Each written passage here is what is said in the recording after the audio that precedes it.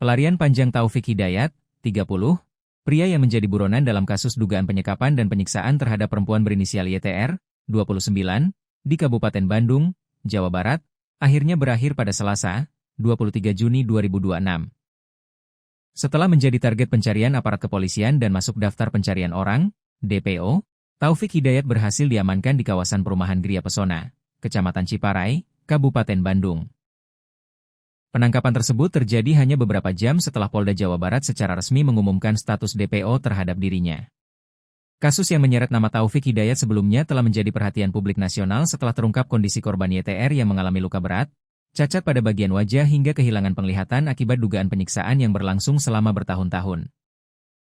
Berdasarkan keterangan kepolisian, Taufik tidak langsung bersembunyi di Bandung setelah kasusnya mencuat ke publik. Kapolda Jawa Barat mengungkapkan bahwa tersangka sempat melarikan diri ke Tangerang. Menurut pengakuan pelaku, wilayah tersebut dianggap sebagai tempat yang aman untuk menghindari pengejaran aparat dan sorotan masyarakat. Namun situasi tidak berjalan sesuai perkiraannya. Selama berada di luar daerah, Taufik mengaku diliputi rasa takut dan kecurigaan.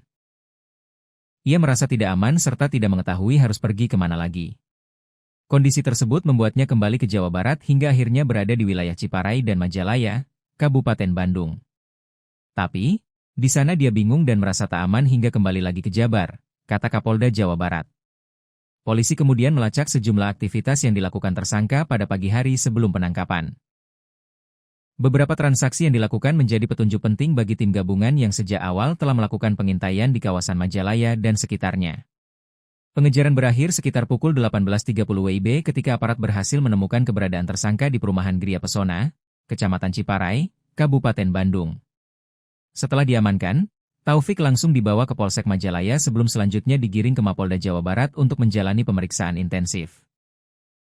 Polisi menyebut lokasi tersebut merupakan rumah kerabat yang diyakini tersangka sebagai tempat aman untuk bersembunyi dari kejaran aparat.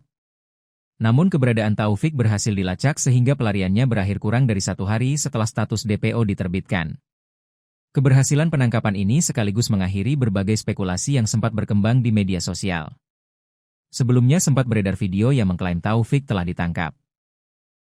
Namun saat itu Polda Jawa Barat memastikan informasi tersebut merupakan hoaks karena tersangka masih dalam pencarian.